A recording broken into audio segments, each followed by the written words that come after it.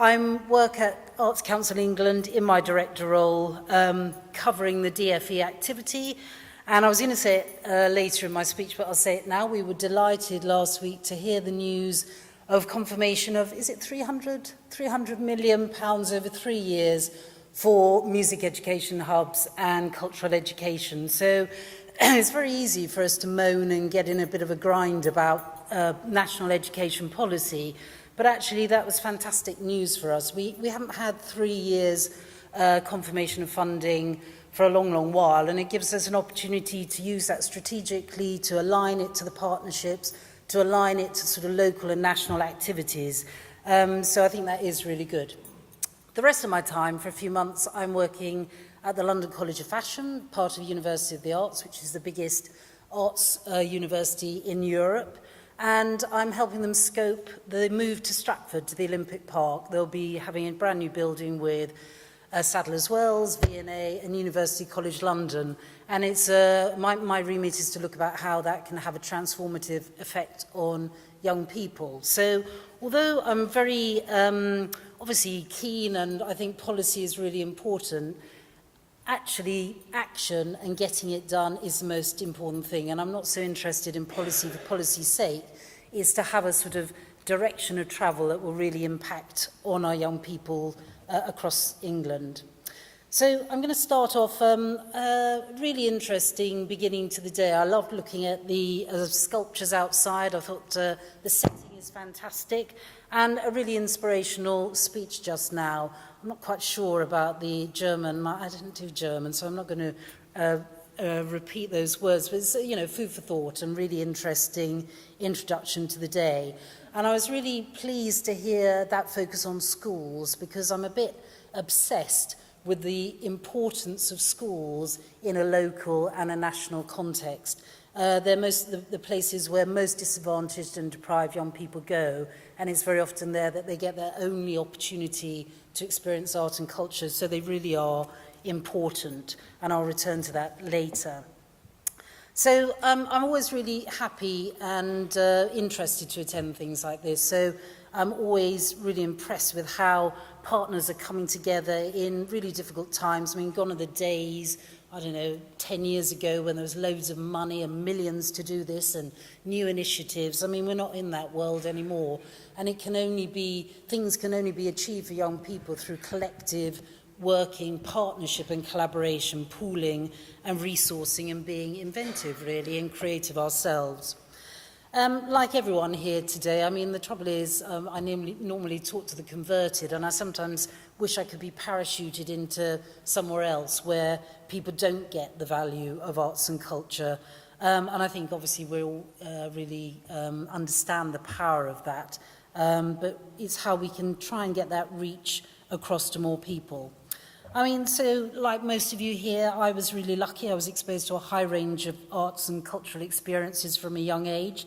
And of course, I can testify to how important that's been to me, both professionally, in terms of my well-being, and also just in terms of pure enjoyment and escapism, that ability to just be able to, as an adult, drop in on different types of art form. It's a sort of privilege and something we obviously all here probably take for granted. And cultural education really matters both in and out of school. But in school, it's not a soft option. You know, we've probably all here studied arts and done some sort of arts. It's hard work, it's challenging, it's difficult. And it provides all those resilient skills, the ability to think out of the box that's absolutely required today. And of course, we advocate for the arts to be included in a broad and balanced curriculum to inspire and excite students. And we know that it can have a knock-on effect on their aspiration, their attitudes, and ultimately their attainment. You know, more young people will do better if they're engaged and excited and they have other interests.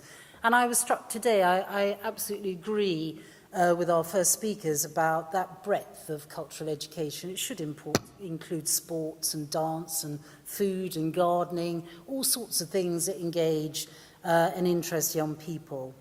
And we know that more studies report on the added values for students and employers and society as a whole when young people have had a combination of those subjects to study. And I'm very keen again that we get out of this mindset where the arts and the sciences are separate.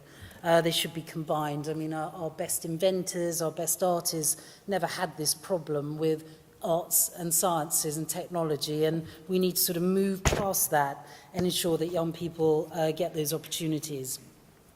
We need to make sure that children and families, you know, like ourselves, enjoy and have a great cultural upbringing with trips to the theatre, the local museums, spend Saturdays in libraries. We have to let them experience the thrill of circus, cinema, and hone their skills in musicianship or drawing, whatever their interests are. And, I mean, you know, we can look at some stats and think, yes, we're making good progress, but actually, you know, when we do reflect on how many young people share those opportunities and are experiencing those things, our research shows that access to cultural education is still really dependent on socio-economic factors, income, class, geography, ethnicity, face and disability, and we've just got to work to break down those barriers. We know that children from most disadvantaged areas are less likely to access culture, and they're deprived socially and culturally. They have less of a good start in life. And it's sad but true that some parents just don't quite recognise the value of arts, and even those that do sometimes dissuade their own children from studying them because they don't see them as pathways into employment or future. So we're simply not reaching all children early enough when lifelong habits are formed. And the Arts Council, we're looking at our own policy in terms of early years. I think it's an area we've neglected, and we really need to do much more around that.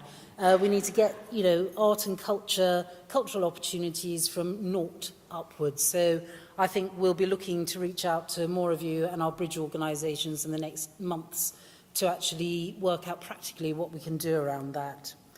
There's still policy issues to be addressed. We've started to see that disruption in the talent pipeline that we anticipated. GCSE entries are down in some subjects by 8%.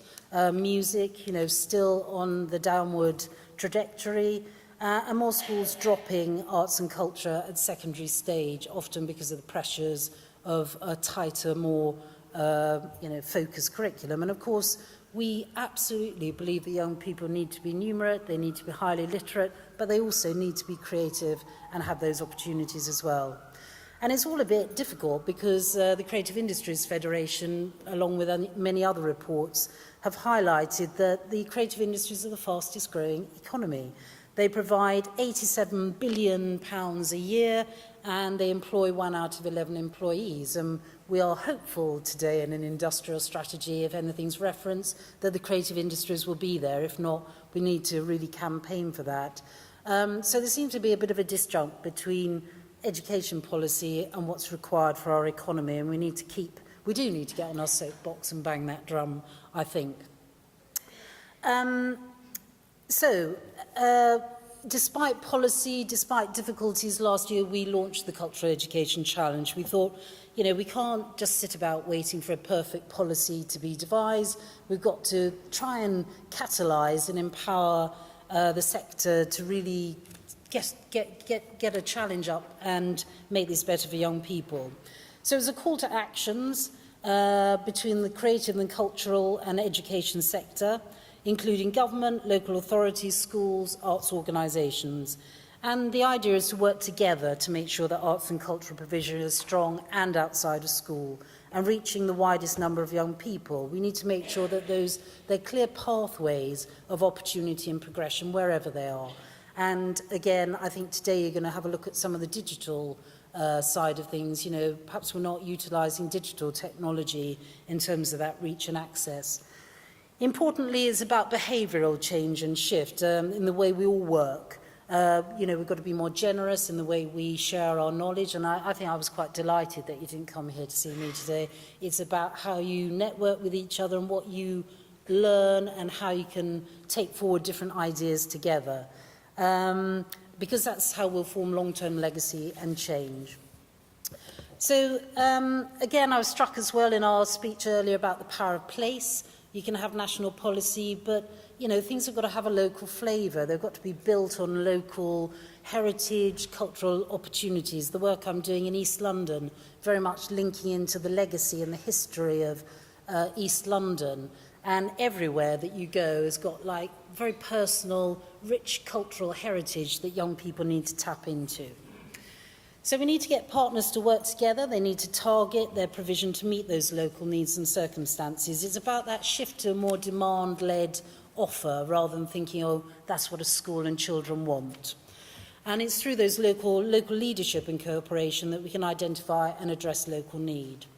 And of course, our bridge organisation, where are you? There, I can see Karen and Nick there. The bridge organisations are really, really important, and they have quite a difficult job. They have people like me, behind the scenes saying, how many this and what have you done and show me best value for money. But actually, their role is quite silent, in a way, is quite stealthful. So they're not sort of there to advocate and, make a big noise about themselves, because they're about brokering, about linking up, about connecting people and provision together. They've got a strong role in terms of making sure that there's strong conveners at a local level. They can't convene the local partnerships. I mean, our aspiration is to have cultural education partnerships across the land. They're there to sort of spin the plates, if you like, to inspire and catalyse and provide support, but actually empower local cultural education partnerships to take things forward themselves. So no single organisation can provide everything that a child needs. We need to play to our strength, share our resources and expertise and work together for that common benefit. And we need to work in ways that creates leverage, opening doors to new money, to new resources, which may have different motivations, but where can you find that common ground? So some interesting findings from our review of cultural education partnerships 1 year on is that some have formed partnerships with people and organisations like the National Health, with the police and land developers, things that we hadn't really thought about, but which are really exciting and interesting. And those people coming together to create a shared vision and, importantly, to identify shared priorities that they can get behind. So just a few examples. Many of the partnerships have been using the data portal, and those in my team know that every time they talk about data, I'm a bit like, oh gosh, because I think we probably collect too much data and don't actually use it properly. But what I do like is data that saves people time and effort. And the data portal, a really exciting, snappy title we've come up with, developed by the Arts Council, is there to just simply aggregate and bring together some very simple data sets that every local partnership will need. So rather than you having to trawl about, you should be able to access it and, hey presto, the job's done for you. We've already spoken about the importance of schools, and I will talk about that ad infinitum. But I am really pleased with the development of the new ArtSmart programme, and I know that some cities like Liverpool are using it as a way to connect with all schools across the city. And I would encourage all partnerships to use ArtSmart in terms of CPD, in terms of connecting to a demand-led offer, in terms of bringing networks of schools together. It's a central plank of our cultural education offer, and it encourages schools to develop a whole curriculum, a school curriculum, as our previous speaker said. And it's really important because it insists that senior school leaderships buy into a statement of commitment to ensure whole school buy-in. We found in the past with ArtSmart that it was a really dedicated art teacher beavering away on their own, doing great stuff, but they can only do so much without the commitment of that senior team. So we've now got 18,000 schools working towards ArtSmart, but that isn't enough. We've got an aspiration, well, I always say 50% plus. My team get very nervous, and so do Bridges, when I add the plus on. I don't think it's good enough that any child goes to a school where there isn't a rich cultural offer, and if ArtSmart can help that happen, why don't we raise that to 100% in a few years, perhaps? And we also are trying to put more expectations on the organisations we fund. So our national portfolio organisations, our music education hubs, they're integral and absolutely pivotal to the delivery of the Cultural Education Challenge. They need to be proactive, and they need to play a key role in delivering at a local level, helping the local education partnerships, but also the Arts Council to deliver its goal for children and young people as identified in our strategy. So a couple of examples to hopefully inspire you. And I think soon we're going to have a bit of a review of Cultural Education Challenge impact to date and be able to share best practice or emerging practice and even bad practice where things aren't going well so that people can learn and take things forward themselves. So Reading, I went to, I don't know, about 6 months ago, and I was really excited by the conversations there. They had representatives in a formalised partnership that includes the library services, head teachers, Reading College, Reading University, the Health and Wellbeing Board, Thames Valley LEP, the Police and Crime Commission and Thames Valley Housing Association, all coming together, finding those common areas around young people where art and culture can help support priorities. So really interesting model. And their agreed statement is to allow every child and young person to have the opportunity to aspire, achieve and participate in high quality arts and culture. So it's a way of widening that ambition out of just schools and cultural organisations. It's about saying to local authorities, and importantly in that example, the LEP, trying to lever in significant funds to support cultural activities. And they've set themselves challenging targets and outcomes, so they want nearly 2,000 young people to achieve Arts Award. They want 5,000 young people by 2019 to have engaged in some sort of deep cultural activity by 2019. Those kids who've never engaged at all before. In Brighton, they've got Our Future City, it's called, and it's motivating partners to look at a 10-year strategy. And they've identified priorities to help young people to develop higher order creativity, thinking and behavioural skills, improve well-being and enable routes into employment. And they're working with 16 schools at the moment across Artsmark to develop Artsmark. And I think it's something when I sort of visit places, I'm always reminded of that. People think that there are areas of deprivation in the country, but actually, in my experience, there's pockets of deprivation everywhere you go. And I sort of breezed into Brighton thinking of it sort of quite hip and trendy and everyone gets loads of culture.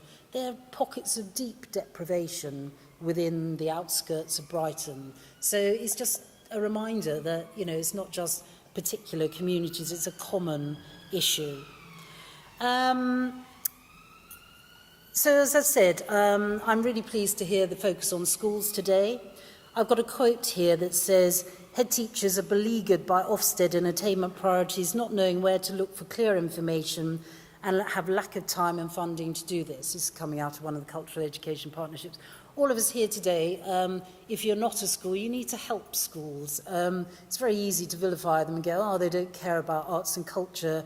I don't think any of us, I have been a teacher, and, you know, it's not an easy job, and they have so many priorities and so many pressures, particularly when they're trying to improve, and we all need to help them, make it easier for them to use the arts to, you know, raise attainment, raise their levels, and get young kids inspired. We need head teachers to get on board, and it's really important that we all try and do that.